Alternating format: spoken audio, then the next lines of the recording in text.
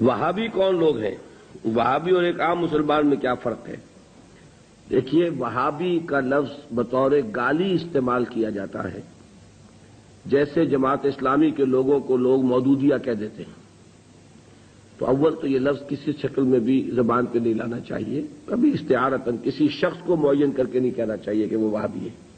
یہ وہ یعنی توہین ہے جس سے کہ اللہ تعالیٰ نے روکا ہے۔ لیکن وہ کون لوگ ہیں جنہیں وہابی کہا جاتا ہے؟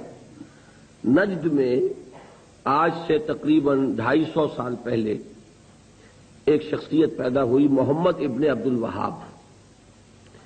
انہوں نے دین کی خدمت کی، دین کی اصلاح کا کام کیا، جو بھی مسلمانوں میں غلط چیزیں رائج تھیں، مشرکانہ اعتقادات، بدعات، ان کا قلقمہ کیا اور ایک تحریک شروع کی۔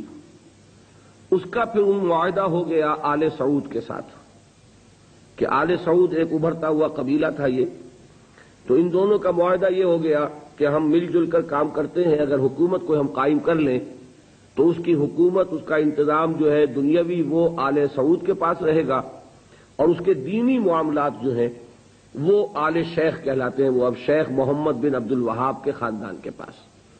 اس طرح یہ سعودی ڈائنیسٹی شروع ہوئی۔ پہلے نجد میں حکومت بنی، پھر انہوں نے حجاز کو بھی فتح کر لیا تو حرمین شریفین بھی انہی کے زیر انتظام آ گئے۔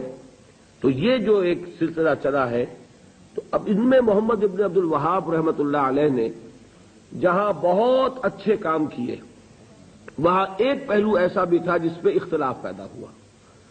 انہوں نے تصوف پر بڑی شدید تنقیدیں کی، اور اس میں کچھ میں سمجھتا ہوں کہ جیسا ہوتا ہے، کوئی جب بھی ریفارمر کھڑا ہوتا ہے، کوئی مصلح، تو جذبات میں آ کر بعض اوقات سخت باتیں بھی کہہ دیتا ہے، تو اس طرح کی کچھ باتیں بھی انہوں نے فرمائی ہیں۔ اس کا رد عمل ہندوستان میں خاص طور پر ہوا، اور انگریز نے وہاں پر جو شہیدین کی تحریک تھی، شاہ اسماعیل شہید اور سید احمد بریلوی رحمۃ اللہ علیہ، ان کی جو تحریک تھی، اس کو بدنام کرنے کے لیے یہ کہہ دیا کہ یہ انہی وہابیوں کے پیروکار ہیں، اور ہمارے ہاں بعض علماء نے پھر ان کی مخالفت اسی وجہ سے کی اور فتوے دیے ان کے خلاف۔ تو اب یہ لفظ جو ہمارے ہاں بریلوی مکتب فکر کہلاتا ہے، اس کی سب سے بڑے گالی ہے جو وہ دے دیتا ہے۔ وہ دیوبندیوں کو بھی وہابی کہہ دیں گے، وہ تو اب گالی دینے کی بات ہوئی نا، تو گالی دینی ہے تو دے دو جو چاہے۔ حالانکہ دیوبندی مکتب فکر کے علماء محمد ابن عبد الوہاب کی ہر بات کو نہیں مانتے، بلکہ وہ خود بھی تنقیدیں کرتے ہیں ان پر کہ ان معاملات میں انہوں نے حد اعتدال سے تجاوز کیا ہے۔ میں اس وقت فیصلہ نہیں کر رہا کون سی بات اور صحیح ہے یا نہیں ہے، میں صرف بات آپ کو بتا رہا ہوں کہ دیوبندی علماء کو بھی ان سے کچھ اختلافات ہیں۔ ہاں، ہمارے ہاں جو اہل حدیث حضرات ہیں وہ ان کے خیال سے کلیتاً جو ہیں وہ متفق ہیں۔ اب ہمارے ہاں کیا ہوتا ہے کہ جس کو بھی بدنام کرنا ہو عوام کی نگاہوں میں، اسے کہہ دو وہابی ہے۔ اس کا ایک لطیفہ بھی بیان ہوتا ہے، جبکہ ہندو بھی تھے، اور ہمارے پاکستان میں کہتے ہیں کہ ایک جگہ پر کوئی بنیا تھا، وہ مولوی صاحب جو تھے وہ اس سے سودا لیتے رہتے تھے قرض پر۔ ایک موقع پہ آ کے بنیے نے کہہ دیا کہ مولوی صاحب اب آپ کو میں سودا مزید نہیں دوں گا، پہلا حساب چکا دیجیے۔ تو انہوں نے واعظ میں کہہ دیا کہ فلاں شخص سے شنکر لال سے اب سودا نہ لو مسلمانوں، وہ وہابی ہو گیا۔ لوگوں نے اس کا بائیکاٹ کر دیا، تو اس نے ہاتھ جوڑ دیا آ کر۔ تو وہابی اس معنی میں اب گالی کے طور پر لفظ استعمال ہو رہا ہے۔ اللہ تعالیٰ مجھے اور آپ کو اس سے بچائے۔